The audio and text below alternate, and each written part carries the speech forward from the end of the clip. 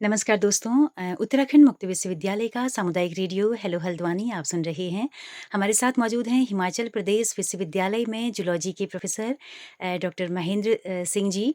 और 2 दिवसीय एक राष्ट्रीय अंतर्राष्ट्रीय सम्मेलन हो रहा है उत्तराखंड मुक्त विश्वविद्यालय में।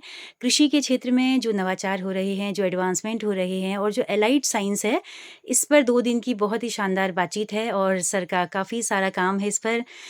सर मुख्य ऑर्गेनाइज़र भी हैं। सर, आपका बहुत-बहुत स्वागत है रेडियो स्टेशन में उत्तराखंड मुक्त विश्वविद्यालय के। धन्यवाद जी, जी, धन्यवाद। जी। सर, आप इस तरह की कॉन्फ्रेंसेज़ को किस तरह से देखते हैं? क्या एक जो गैप है, जो रिसर्चेज़ होती हैं, वो ज़मीन पर कई बार लागू नहीं हो पाती। इस गैप को फुलफ़िल करने के लिए कैसे इन कॉन्फ्रेंसेज़ को और बेहतर किया जा सकता है?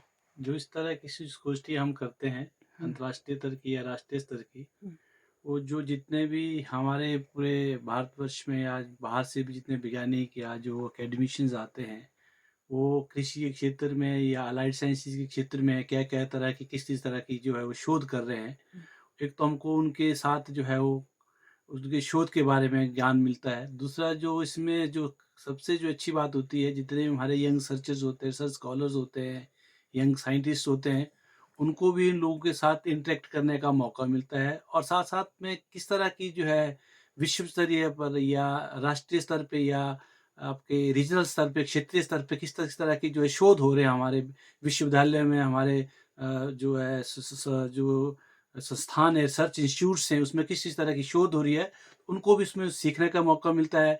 कल दिन के लिए हमको कोई किसी भी विश्वविद्यालय को या किसी भी इंस्टीट्यूशंस को हमने नेशनली या इंटरनेशनली कोलैबोरेशंस करनी है, रिसर्च में बच्चों को एक्सपोज़र्स मिलता है, कोलैबोरेशंस में उनको मौका मिलता है और काफ़ी कुछ सीखने का भी उनको मौका मिलता है। जिस तरह हमारे साइंसेज़ में या कृषि के क्षेत्र में जो-जो भी टेक्नोलॉजी आ रही है, जो भी इन्वेंशंस आ रही है, उनको सीखने का मौका मिलता है और उनके साथ इंटरैक्ट करने का मौका मिलता है। जी। तो सर, आपका किस तरह का काम है जूलॉजी में? किस-किस तरह की रिसर्च आप कर रहे जैसे हैं? जो जहाँ तक मेरा काम है, मैं जो हमारे इंसेक्ट पॉलिनेटर्स जो होते हैं, जो हुँ, कि बहुत बड़ी भूमिका निभाते हैं हमारे कृषि के क्षेत्र में, क्योंकि जो जिसको हम हिंदी में परागणकर्ता बोलते हैं, तो हुँ, उनका कृषि क्षेत्र में एक बहुत बड़ा योगदान होता है। ख़ासकर हिमालयन क्षेत्र है, जहाँ पे लोगों की जो आजीविका है, वो कृषि पर जो है आधारित है और ख़ासकर जो हमारी हिली स्टेट्स है, उत्तराखंड है, हिमाचल प्रदेश है, जम्मू कश्मीर है या नॉर्थ ईस्ट रीजन्स हैं, यहाँ पे हमारी ऐसी कुछ फसलें हैं, ऐसे कुछ फल है, जिसके लिए हमारे जो परागणकर्ता जो इंसेक्ट पॉलिनेटर्स उनका बहुत बड़ा रोल रहता है और हुँ। हमारी इकोनॉमी भी काफ़ी जो है, हमारे जो है जो हम स्टोन फ्रूट्स जो पहाड़ी क्षेत्र में लगाते हैं, उसके ऊपर निर्भर करती है। तो जो उसके लिए जो परागणकर्ता जिसमें पॉलिनेशन होनी चाहिए स्टोन फ्रूट्स में, तो इन परागणकर्ता का बहुत बड़ा रोल होता है, उसके ऊपर हम अपना कार्य कर रहे हैं। जी। हमने अपने शोध को भी यहाँ पे प्रस्तुत किया है सभी बच्चों के साथ, रिसर्चर्स के साथ और जो एकेडमिशियन के साथ कि हिमालयन क्षेत्र में कैसे इनकी जो संख्या जो घट रही है दिन प्रतिदिन और खासकर जो हिमालयन जो है वो जड़ी-बूटियों के लिए बहुत पूरी दुनिया में जाना जाता है हुँ, हुँ। और जड़ी-बूटियों में अगर किसी तरह की जो उसकी जो बायोडायवर्सिटी को अगर इंक्रीज़ करना, उनकी मात्रा को बढ़ाना है, तो इन पॉलिनेशन का भी बहुत बड़ा रोल होता है।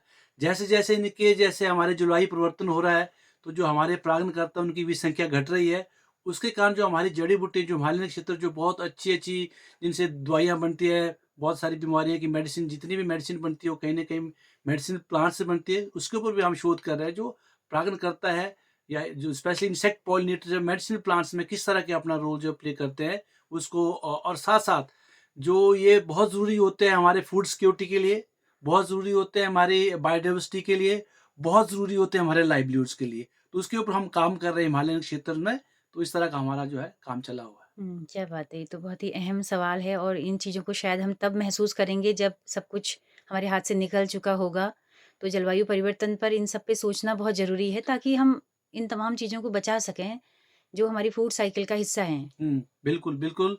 ये हमारे फूड चेन का बहुत एक इम्पोर्टेंट पार्ट्स होते हैं। हुँ, हमारे जो जितने भी परागण करता है इंसेक्ट पॉलिनेटर्स जो जितने भी बिल्कुल, इंसेक्ट बिल्कुल। कीट-पतंगे तो होते हैं, हिमालयी क्षेत्रों में किस तरह के इंसेक्ट हैं, वो कैसे कम हो रहे हैं, इस पर आप लोग लगातार इसके ऊपर हम रिसर्च काम कर कर रहे हैं। रहे हैं। हम तो इस मुझे समय लगता है 15-20 उत्तराखंड साल और से हिमाचल की डेमोग्राफी लगभग एक तरह की है। हाँ, ये हमारे एक तरह के क्षेत्र है, पहाड़ी क्षेत्र हैं जी। और स्टेट्स है जैसे आप देख रहे हैं कि हमारे क्षेत्रों में दोनों जो राज्य हैं जो 2023 में भी 2025 में भी किस तरह की हमारे यहाँ पे त्रासदी आई, उस त्रासदी की वजह से हमको कितना लोगों को हुँ। नुकसान हुआ है। तो ये जो जलवायु परिवर्तन के अभी जो है, ख़ासकर 2 स्टेट्स में इसके प्रभाव देखने को मिले हैं। तो इन चीज़ों के साथ कैसे हम तैयार रहेंगे, कैसे हमें किस तरह की हमको फसलें चाहिए ताकि आने वाले समय अगर जलवायु परिवर्तन का ज़्यादा प्रभाव हो, तो लोगों को हम किस तरह से जो है वो बता सकते हैं कि आपको इस तरह की फसलें उगानी है जी। और इस तरह की फसलों को उगाने के लिए आप इसी तरह कीट-पतंगों को बचाना भी ज़रूरी है, ताकि हमारा जीवन यापन और रोज़मर्रा की चीज़ें जो है वो हम उसको आसानी से कर आसान कर सकें। सकें। सर हिमाचल विश्वविद्यालय राज्य का सबसे पुराना विश्वविद्यालय है, ज़रा उसके बारे में बताएँ? हमारा विश्वविद्यालय प्रदेश का सबसे पुराना विश्वविद्यालय हिमाचल प्रदेश का और ये 1970 का विश्वविद्यालय है। हमारे विश्वविद्यालय में हम तकरीबन 42 हमारे डिपार्टमेंट हैं और उस 42 डिपार्ट्स में हमारे बहुत सारे जिसमें सोशल साइंसेज़ के भी हैं, लॉ के भी हैं, कॉमर्स के भी हैं, मैनेजमेंट के भी हैं, फिज़िकल साइंसेज़ के भी हैं, अपने लाइफ साइंसेज़ के डिपार्टमेंट में और इसके जो विश्वविद्यालय के अंदर हमारे तकरीबन 150 एफिलिएटेड कॉलेजेस हैं। और हमारा विश्वविद्यालय जो है नेक ए ग्रेड विश्वविद्यालय है और बहुत विश्व स्तरीय हमारी वहाँ पे रिसर्च रही है। बहुत सारे हमारे विश्वविद्यालय से जो है राजनेता, राष्ट्रीय और अंतर्राष्ट्रीय स्तर के जो है राजनेता भी वहाँ से जो है निकले हैं। पढ़ाई के साथ-साथ राजनीतिक क्षेत्र में हमारे लोगों का बहुत बड़ा योगदान रहा है और साथ-साथ इसका एडमिनिस्ट्रेशन में भी लोगों का बहुत बड़ा योगदान रहा है। तो इस तरह का हमारा विश्वविद्यालय जो है कार्य कर रहा है। जी, जी, जी।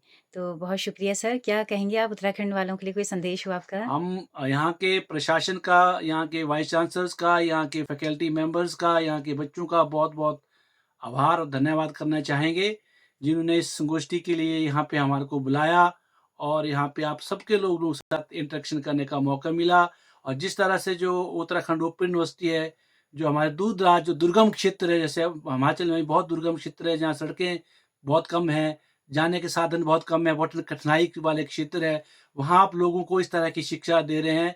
तो इस तरह की शिक्षा को जो प्रसार आप कर रहे हैं, विस्तार जो आप कर रहे हैं बहुत-बहुत दुर्गम क्षेत्रों में, इस ओपन यूनिवर्सिटी के साथ-साथ आप लोग जो है इस तरह के लोगों के बीच में काम कर रहे हैं। हम चाह रहे हैं कि हमारी आपको और शुभकामनाएँ हो, ये विश्वविद्यालय और तरक्की करे और यहाँ के समाज और प्रदेश के लोगों के लिए और अच्छे-अच्छे जो है शिक्षा के क्षेत्र में जो है आप एक बहुत बड़ा आयाम स्थापित करें। जी, बहुत शुक्रिया सर।